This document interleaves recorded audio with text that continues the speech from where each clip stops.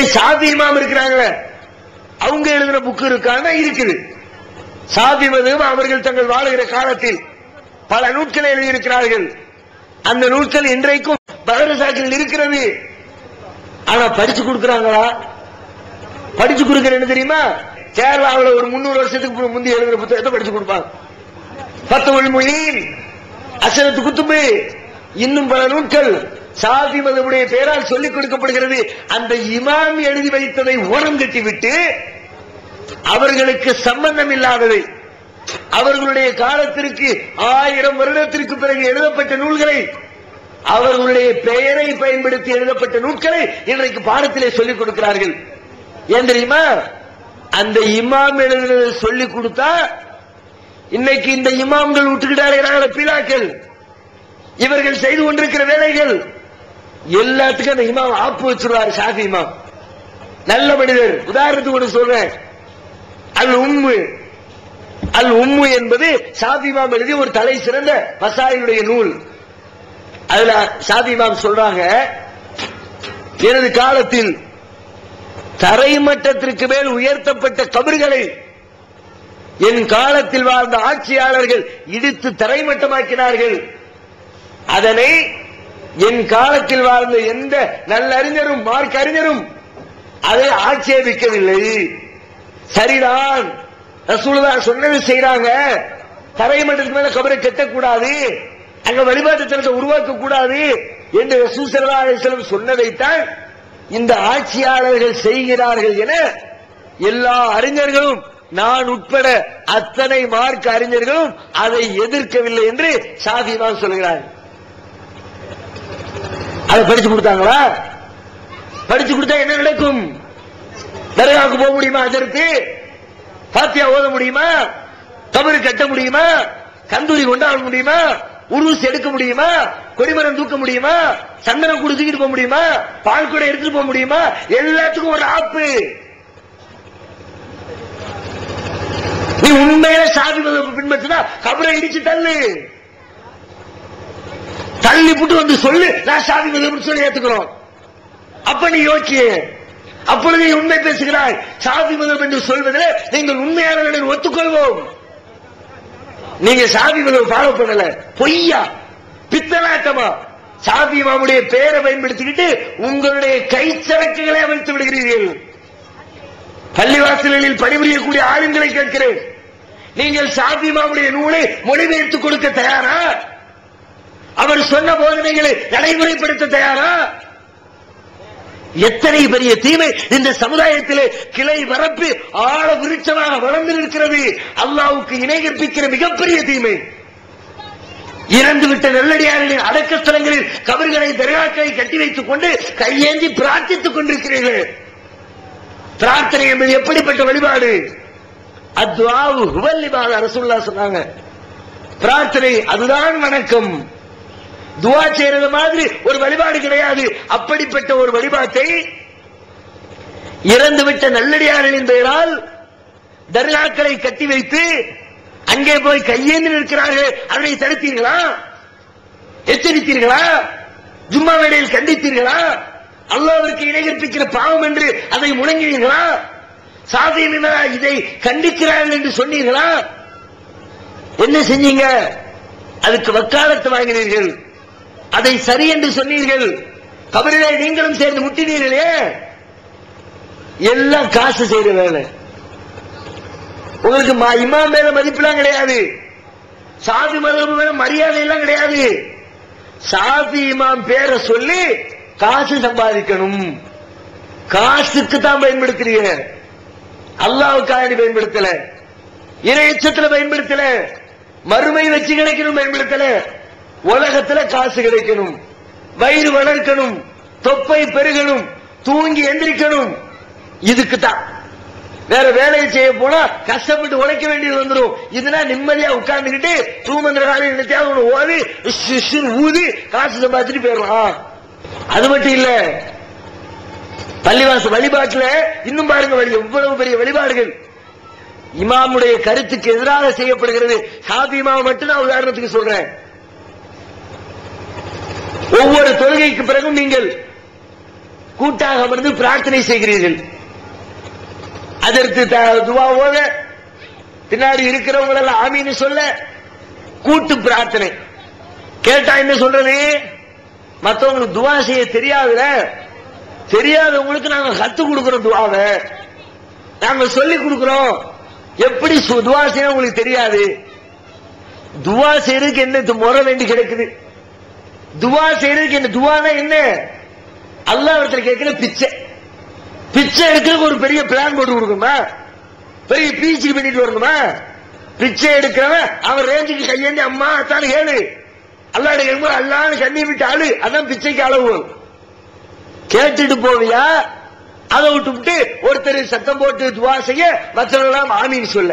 யார் சொல்லி தந்தது? நபிகள் நாயகம் சொன்னார்களா? நபிகள் நாயகத்துடைய வாழ்க்கையில் இது இருக்கிறதா? நபிகள் நாயகத்தை மதிக்கிறோம் மதிக்கிறோம் என்று வாய்களையே பேசுகிறீர்களே, மதிப்பதற்கு பொருள் என்ன, அர்த்தம் என்ன?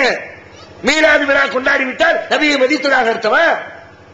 வருஷத்துக்கு ஒரு நாள் ரசூலுல்லாஹ்வுடைய பேரை மேல போட்டு பேசிட்டா அதுக்கு மதித்த அர்த்தமா?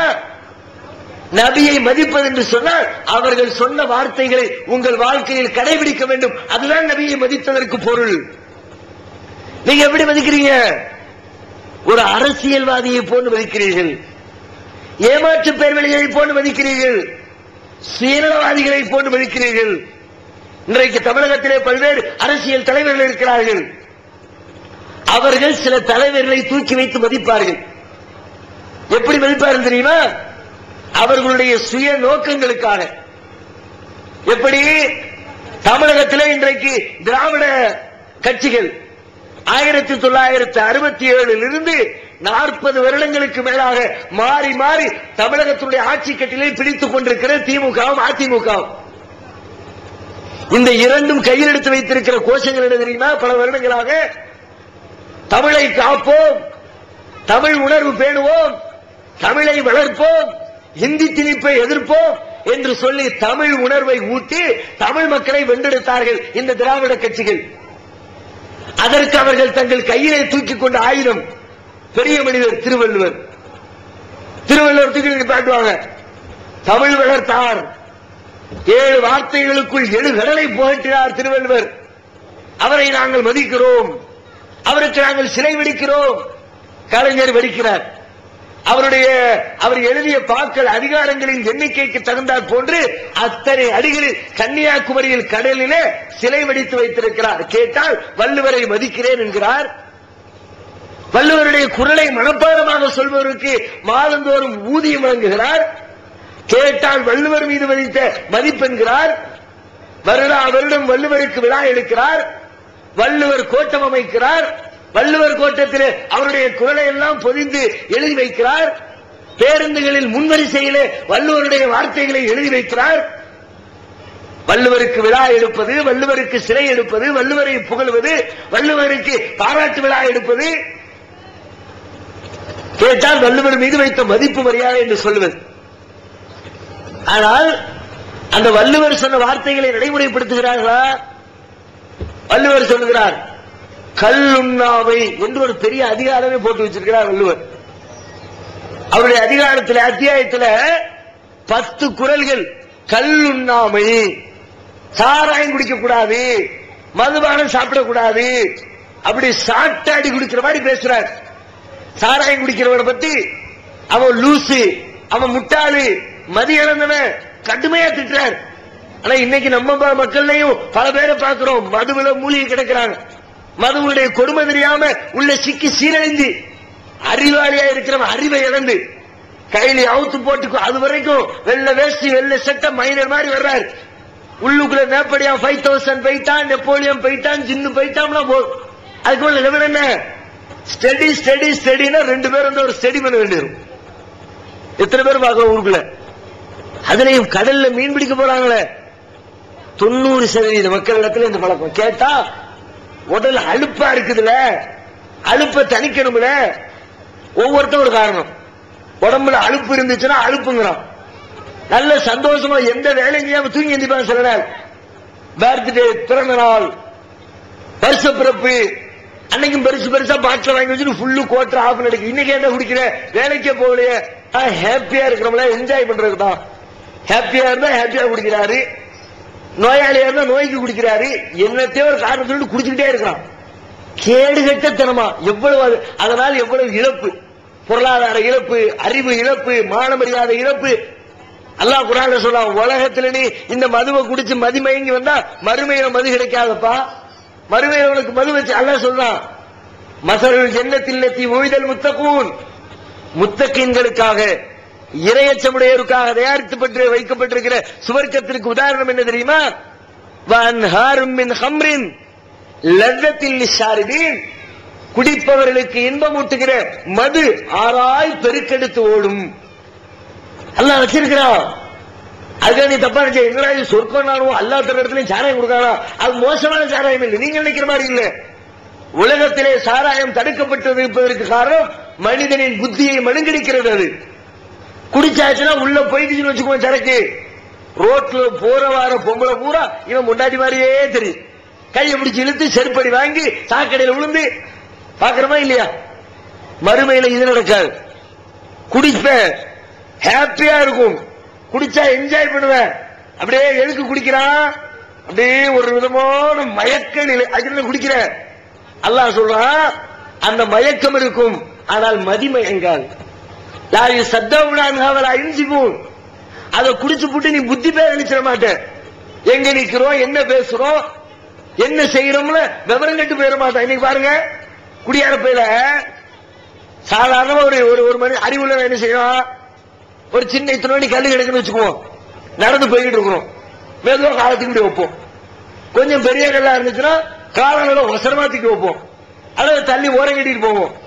நம்ம ஆட்களை பார்க்கலாம், ஊத்தி விட்டு அப்படியே ரவுண்ட்ஸ் வருவார், கையில அப்படி இடுப்புக்கு மேல தூக்கி சொருகிட்டு இத்தனை கல்லு கிடக்கும். அவன் கண்ணுக்கு இம்மா தண்ணி பாறை மாதிரி தெரியும்.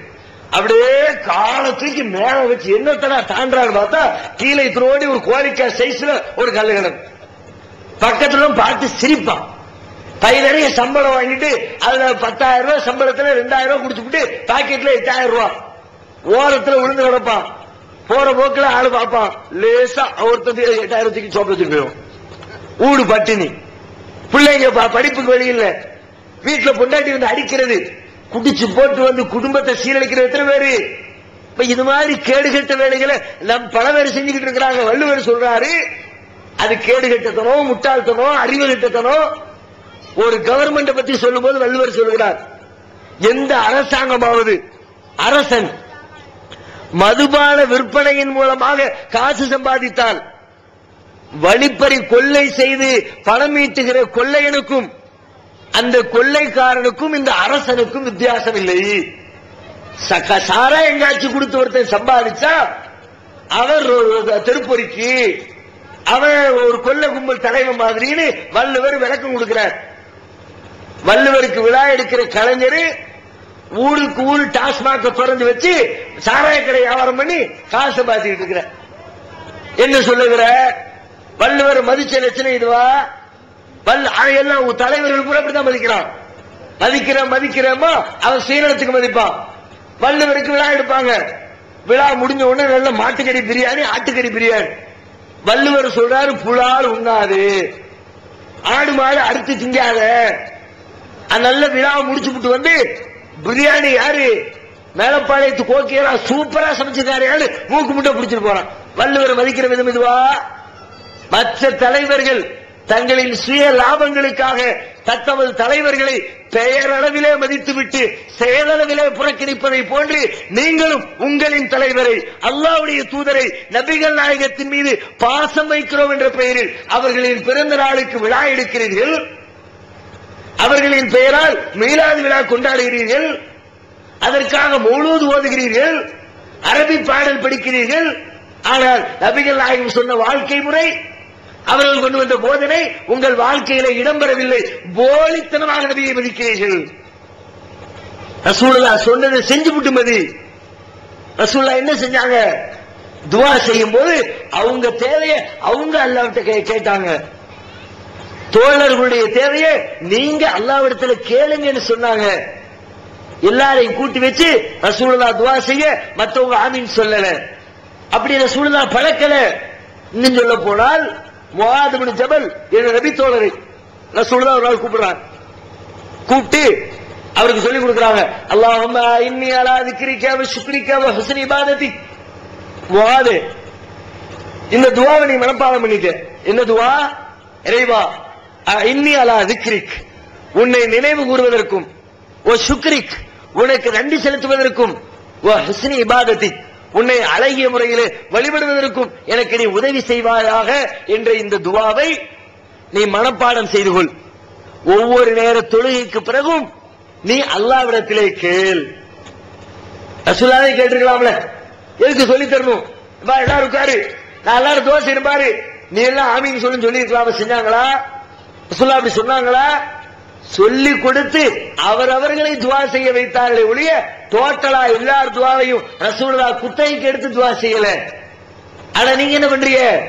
நபிகள் நாயகத்தை மதிக்கிறோம் என்ற பெயரில் சொல்லிக் கொண்டு ரசூலுல்லாஹ் சொல்லாத ஒன்றை ஒவ்வொரு நேர தொழுகைக்கு பிறகும் நீங்கள் கூட்டு துவா, சப்தமிட்டு துவா பிரார்த்தனை செய்து கொண்டிருக்கிறீர்கள்.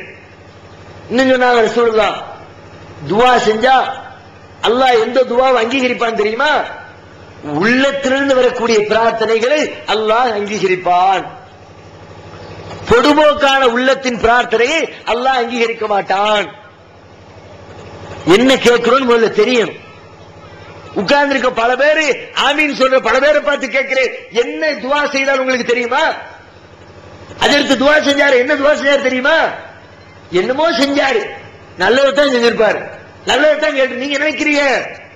பல நேரங்களில் நல்லதற்கு பதிலாக தீயதைத்தான் இந்த ஆளுங்கள் கேட்கிறார்கள். அல்லாஹ்வே குர்ஆன்ல சொல்றான், வயதுல் இன்சானு பிஷ்ஷர்ரி துஆஹு பில் கைர். இந்த மனிதன் சில நேரங்களில் அல்லாஹ்விடத்தே நன்மையை கேட்பதற்கு பதிலாக தீமையை கேட்கிறான், பிரார்த்திக்கிறான். நீங்க நன்மை நினைச்சு ஆமீன் சொல்லிக்கிட்டு இருக்கிறீங்க. பல கூட்டு துஆக்கள் உங்களுக்கு எதிராக இருக்கிறது. அறியாமையினால், சட்டம் தெரியாததனால், அதற்கு மேல வச்ச அபரிதமான நம்பிக்கையினால் நீங்கள் ஆமீன் சொல்கிறீர்கள். ஆனால் அது உங்களுக்கு எதிராக. எப்படி? கல்யாண வீடுகளில் துவா, அல்லாஹும்ம அல்லிஃப் பைனஹுமா கமா அல்லஃப்த பைன ஆதம் வ ஹவ்வா அலைஹிஸ் ஸலாத்து வஸ்ஸலாம் என்று இமாம் ஆரம்பிக்கிறார். இறைவா, ஆதமும் ஹவ்வாவும் போல், மூசா இப்ராஹிமும் ஹாஜராவும் போல் ஒவ்வொரு நபிமாரையும் அவருடைய மனைவியரையும் சொல்லி சொல்லி யூசுஃபையும் சுலைகாவையும் போல் இவர்களை நீ வாழச் செய். யார் இந்த யூசுப் சுலைகா? இவர்களுடைய வாதப்படி இந்த சுலைகா என்ற பெண் யார்? யூசுப் அலைஹிஸ்ஸலாம் அன்னவர்கள் யாருடைய வீட்டில் தங்கியிருந்தார்களோ அந்த வீட்டினுடைய பெண்மணி, அமைச்சரின் மனைவி, ஒரு விபச்சாரம் செய்வதற்காக யூசுப் அலைஹிஸ்ஸலாத்தை இழுக்க நினைத்தவர்கள். கதவுகளை எல்லாம் சாத்திவிட்டு யூசுப் அலைஹிஸ்ஸலாம் தன்னந்தனியாக இருக்கிற பொழுது என் ஆசைக்கு இணங்கி என்று அழைத்தால் யூசுப் நபி மறுத்தார். ஓடுகிறார், துரத்துகிறாள், ஓடுகிறார், துரத்துகிறாள், சட்டையை பிடித்து இழுக்கிறாள், சட்டை கிழிகிறது, இருந்தாலும் பரவாயில்லை என்று ஓட்டம் எடுத்து கதவை திறந்து வெளியிலே வருகிறார்கள் யூசுப் அலைஹிஸ்ஸலாம். வெளியிலே வந்தால் அந்த பெண்ணுடைய கணவன் நின்று கொண்டிருக்கிறான். உடனே ஒரு பல்டி. விபச்சாரத்திற்கு யூசுப் அலைஹிஸ்ஸலாத்தை அழைத்தது மாத்திரமில்லை, கணவனை கண்ட உடனே அப்படியே பழியை யூசுப்பின் மீது தூக்கி போடுகிறாள். பாத்தீங்களா இந்த யூசுப் பண்ணின வேலையை? பாத்தீங்களா? உங்க பொண்டாட்டிக்கிட்டே தான் கைவரிசையை காட்ட நினைச்சா என்று உல்டாவா பல்டி அடிக்கிறா. இப்படிப்பட்ட ஒரு பெண், அந்த பெண்ணும் யூசுப்பும் எப்படி வாழ்ந்தார்களோ அப்படி உங்களை வாழ செய்யணும். இமாம் துவா செய்ய, உங்களுடைய பிள்ளைகளுக்காக அவர்கள் தங்களுடைய தாம்பத்திய இன்பத்தை ஹலாலான முறையில் அனுபவிக்க வேண்டும் என்பதற்காக சொந்த பந்தங்களை எல்லாம் அழைத்து வைத்து, ஊராரை எல்லாம் கூட்டி வைத்து, லட்சக்கணக்கான ரூபாய் செலவழித்து அவர்களின் ஹக்கிலே துவா செய்யுங்கள் என்று அத்தனை பேரையும் துவா செய்ய வைத்து, என்ன துவாவை செய்ய வைத்தீர்கள்? இவர்களை விபச்சாரத்தின் பால் தள்ளுகிற துவாவா? அதான அர்த்தம். விபச்சாரம் செய்யல யூசுப் அலைஹிஸ்ஸலாம், அல்லாஹ் காப்பாத்தி விட்டான். அல்லாஹ் ஒரு அத்தாட்சியை கொடுத்து அந்த தீமையிலிருந்து தடுத்துட்டான். ஆனா இவங்க சொல்றாங்க அந்த ரெண்டு பேர் வாழ்ந்த மாதிரி வாழவை. எப்படி வாழ்ந்தால்? அந்த பெண் எப்படி வாழ்ந்தாள்? நல்ல மனிதரை கெடுக்கிற விதமாக வாழ்ந்தாள், குட்டிச்சுவராக்க நினைத்தாள்.